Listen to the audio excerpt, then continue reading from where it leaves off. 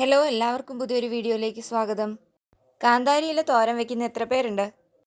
അമ്മ ഇപ്പോൾ കാന്താരി മുളക് അടർത്തിക്കൊണ്ടിരിക്കുകയാണ്. അതിൻ്റെ ഇലയെടുത്ത് നമുക്ക് തോരൻ വെക്കാം. ഇതിൻ്റെ ഇല തോരൻ വെക്കുന്നത് ഞാൻ ആദ്യമായിട്ടാണ് കേട്ടോ കഴിക്കാൻ പോകുന്നത്. അപ്പോൾ ഇതിൻ്റെ കിളുന്ന ഇല, അതായത് ഏറ്റവും മുകളിലത്തെ ഇലയാണ് എടുത്തിരിക്കുന്നത്. അത് ഓരോന്നോരോന്നായിട്ട് പറിച്ച് മാറ്റി വയ്ക്കുന്നുണ്ട്. ഇത് കറി വെച്ച് കഴിയുമ്പോൾ കുറച്ചേ കാണുള്ളല്ലോ, അതുകൊണ്ട് ചേമ്പലയും കൂടെ നമ്മൾ എടുത്തിട്ടുണ്ട്. ഇത് കറി വെക്കുന്ന ചേമ്പിൻ്റെ ഇലയാണ്. ഓരോരോ ഇലകളായിട്ട് ഇങ്ങനെ പറിച്ചെടുക്കുന്നത് നമുക്ക് കഴുകാനുള്ള എളുപ്പത്തിന് വേണ്ടിയാണ്. പിന്നെ നല്ലതും ചീത്തയൊക്കെ നോക്കി അഴുക്ക് ഉള്ളതൊക്കെ മാറ്റി വെച്ചിട്ട് നല്ലത് മാത്രം എടുത്ത് കഴുകി വൃത്തിയാക്കി ഇപ്പോൾ വെച്ചിരിക്കുന്നതാണിത്. ഇത് കുറച്ച് നേരത്തെ തന്നെ ചെയ്ത് വെക്കാം. അപ്പോൾ അതിൻ്റെ വെള്ളമൊക്കെ നന്നായിട്ട് പോയിരിക്കും. ഇനിയിപ്പോൾ ഇലകളെല്ലാം നല്ല രീതിയിൽ ചെറുതായിട്ട് അരിഞ്ഞെടുക്കാം.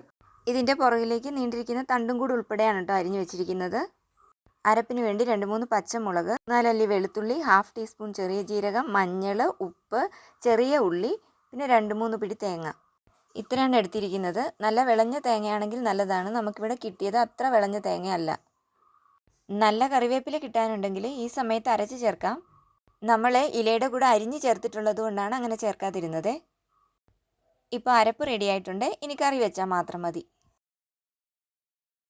ഇനിയിപ്പോൾ സാധാരണ തോരൻ വെക്കുന്നത് പോലെ തന്നെ ഒരു ചീനച്ചട്ടി അടുപ്പത്ത് വെച്ച് കുറച്ച് എണ്ണ ഒഴിച്ചിട്ട് ഉള്ളി, മുളക് എന്നിവ മൂപ്പിച്ചതിന് ശേഷം അരപ്പ് അതിലേക്ക് ഇട്ടിട്ട് നന്നായിട്ടൊന്ന് മൂപ്പിച്ചെടുക്കണം. തേങ്ങയുടെ വെള്ളമയം ഒന്ന് ഡ്രൈ ആവുമ്പോഴേക്കും അരിഞ്ഞു വെച്ചിരിക്കുന്ന ഇലകൾ അതിലേക്ക് ചേർക്കാം. ഇലകൾ ഇടുമ്പോൾ ചട്ടി നിറച്ചുണ്ടാവുമെങ്കിലും വെന്ത് വരുമ്പോൾ വളരെ കുറച്ചേ ഉണ്ടാവുള്ളേ. പിന്നെ ആ ചേമ്പിൻ്റെ തണ്ടും അതിൻ്റെ ഒപ്പം തന്നെയാണ് ഇട്ടിരിക്കുന്നത്. ഇനിയിപ്പോൾ ഇത് നന്നായിട്ട് ഇളക്കി അടച്ച് വെച്ച് വേവിക്കാം. ഇപ്പോൾ ഇതാ ഇലകളെല്ലാം നന്നായിട്ട് ചുരുങ്ങി വന്നിട്ടുണ്ട്.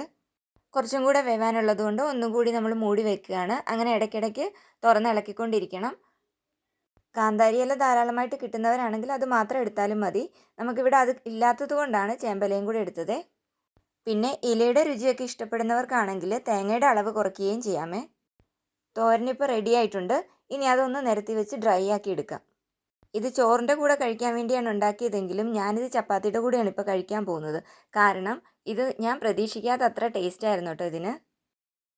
അപ്പോൾ ഇങ്ങനെ ഒരു തോരൻ ഇതുവരെ ഉണ്ടാക്കി നോക്കാത്തവരാണെങ്കിൽ ഉറപ്പായിട്ടും ഉണ്ടാക്കി നോക്കണം.